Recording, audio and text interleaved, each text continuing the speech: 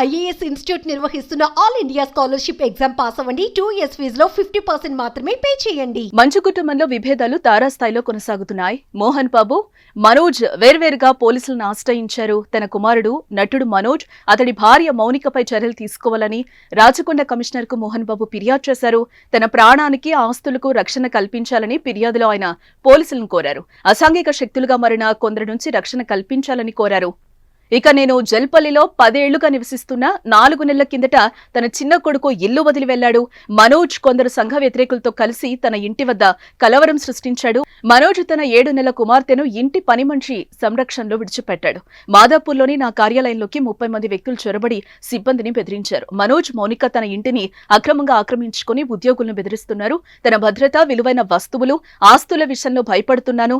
నాకు హాని కలిగించే ఉద్దేశంతో వారున్నారు. నా నివాసాన్ని శాశ్వతంగా ఖాళీ చేయాలని బెదిరించారు. సంఘ విద్రోహులుగా మారి నా ఇంట్లో ఉన్న వారికి ప్రాణహాని కలిగిస్తున్నారు.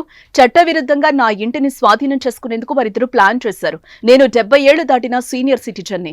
మనోజ్, మౌనిక, అతడి సహచరులపై చట్టపరమైన చర్యలు తీసుకోవాలి. నా భద్రత కోసం అదనపు సిబ్బందిని కేటాయించండి. నా ఇంట్లో ఎలాంటి భయం లేకుండా గడిపేందుకు రక్షణ కల్పించండి అని మోహన్ బాబు ఫిర్యాదులో కోరారు. ఇక మరోపక్క తనపై దాడి జరిగిందంటూ నటుడు మంచు మనోజ్ పోలీసులను ఆశ్రయించారు. పహాడీ షరీఫ్ పోలీసులకు ఫిర్యాదు చేశారు. తన మెడికల్ రిపోర్టును సమర్పించారు. ఇక తాను ఆస్తుల కోసం ఎప్పుడు పాకులాడలేదని క్లారిటీ ఇచ్చారు మంచు మనోజ్. తాను తన భార్య సొంత కాళ్ల మీద నిలబడుతున్నామని చెప్పారు. మోహన్ బాబు విద్యా సంస్థల్లో అక్రమాలు జరుగుతున్నాయని సంచలన ఆరోపణలు చేశారు. విద్యా సంస్థల్లోని బాధితులకు తాను అండగా ఉన్నా అని అన్నారు.